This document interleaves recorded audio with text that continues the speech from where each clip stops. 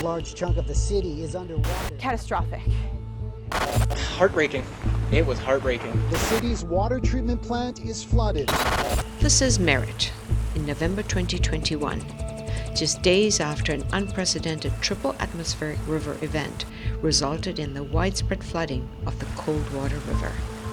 The torrential floodwaters damaged more than 600 structures, including the city's wastewater treatment facility and the city's water distribution system. Kevin Villac was the chief water and wastewater supervisor. We lost approximately 2 kilometers of water distribution main, and our sanitary sewer system lost approximately 800 meters of sanitary pipe. At the same time, we were inundated by water over the ground, which impacted the operations of the wastewater treatment plant by washing it out in essence. Imagine no water, no wastewater.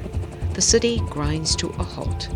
Kevin and his small, dedicated crew worked around the clock to minimize the impact of the floodwaters on Merritt's facilities. It was days before teams from Kamloops and Kelowna came to their aid.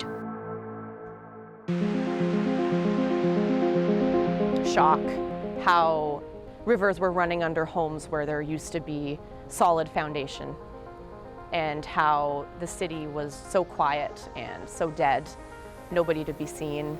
It was dark. We were definitely apprehensive of what we were getting ourselves into. We were put in to help get the treatment plant back in operation, but we could have definitely been there a lot sooner to help out with more of the grunt work and sandbagging and helping out in other areas if we had to as well, not even just the treatment plant.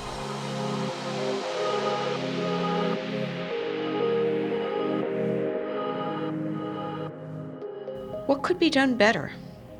Having learned from this experience, we know that more could have been done and could have been done faster.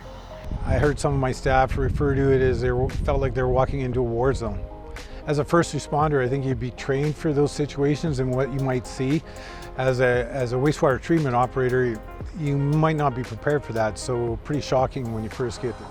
In the Merritt situation, having more streamlined communication directly with the operations staff, practicing what are some things that can happen, and knowing that it's not going to go away, it's going to keep getting worse. We're going to keep having floods, we're going to keep having fires, knowing what resources are available to us and how quick they can be.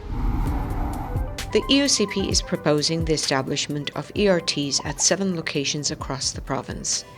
Each location would have a mutual aid framework with neighboring communities, a trained response team, and trailers outfitted with the necessary equipment for that specific response area. Being better prepared means reduced risk to workers, less damage to infrastructure, a more timely resumption of water and wastewater services so that people can return back to their lives, back to their homes again. This is a multifaceted solution where teams can be deployed in the event of any disaster where water and wastewater infrastructure is at risk.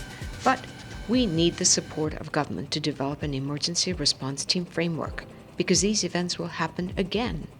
We have no choice but to be better prepared. If we had the similar situation in Kelowna that we did have in Merritt, and the water supply was shut down to, say, our hospital, we have the largest hospital in the interior. What would that look like?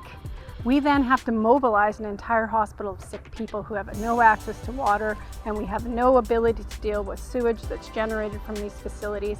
And so now we have to move 100 patients, 200 patients, 1,000 patients. What do we do with those situations? And I think people don't want to think about that because it's too scary. But the days of us trying to put that and say, oh, I don't want to think about that, that's over now. We know this is going to happen. It's not a matter of if, it's a matter of when it's going to happen.